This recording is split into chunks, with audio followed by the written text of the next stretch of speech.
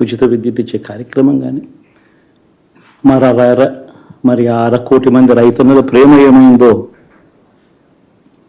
తెలియదు.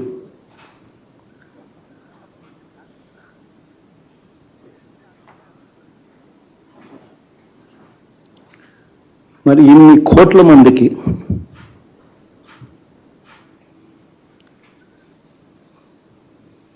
పేదవాడికి తోడుగా ఉంటూ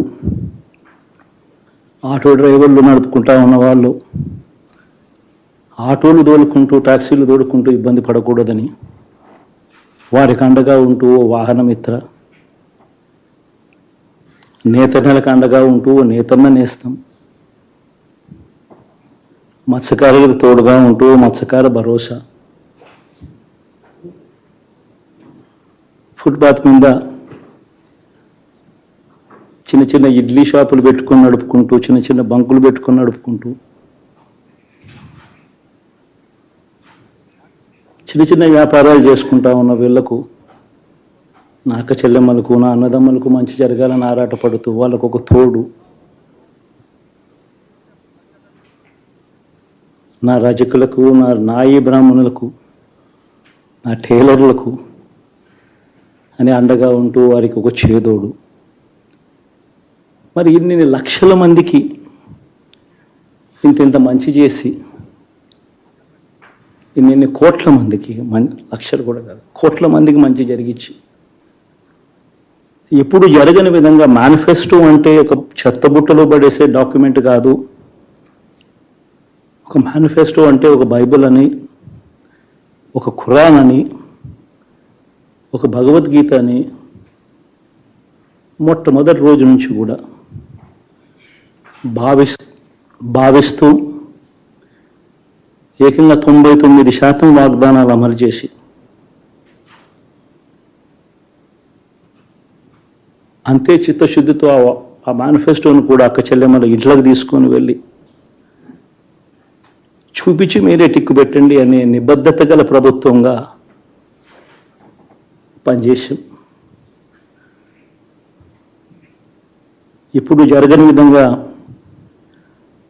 పిల్లల చదువులు, పేదరికం పోవాలి అని అంటే పిల్లల చదువులకు క్వాలిటీ ఎడ్యుకేషన్ అవసరం అని మొట్టమొదటిసారిగా ఇంగ్లీష్ మీడియంను వ్యతిరేకిస్తున్న వాళ్ళందరూ పెత్తందాలతో యుద్ధం చేసి సైతం పిల్లలకి ఇంగ్లీష్ మీడియం తీసుకొని రావడమే కాకుండా టోఫుల్, ఐబీ లాంటి కళలు కూడా కలం ఆ పేద పిల్లలకు అండగా నిలబడాలని, తోడుగా ఉండాలని, వారి చరిత్రలు మార్చాలని,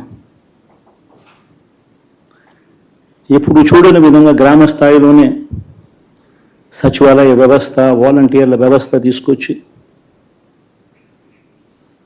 ప్రతి ఇంటికి సేవను అందించే కార్యక్రమం చేశాం. వివక్ష లేకుండా, కరప్షన్ లేకుండా దాదాపుగా 2,70,000 కోట్ల రూపాయల పైచిలకు ఇంటి వద్దకి అందించగలిగాం.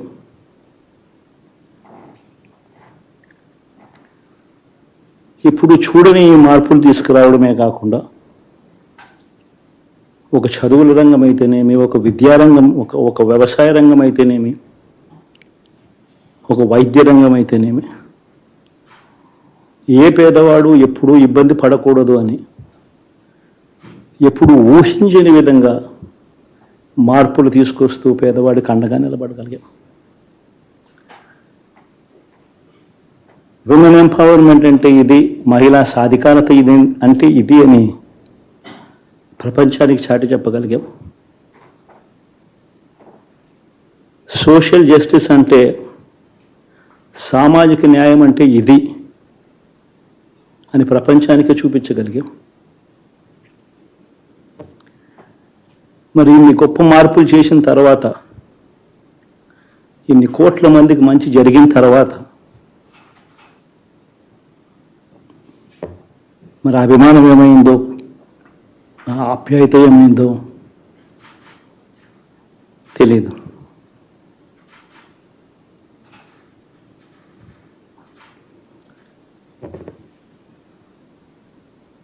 ఎవరో మోసం చేశారు, ఎవరో అన్యాయం చేశారు అని చెప్పి అనొచ్చు, కానీ ఆధారాలు లేవు.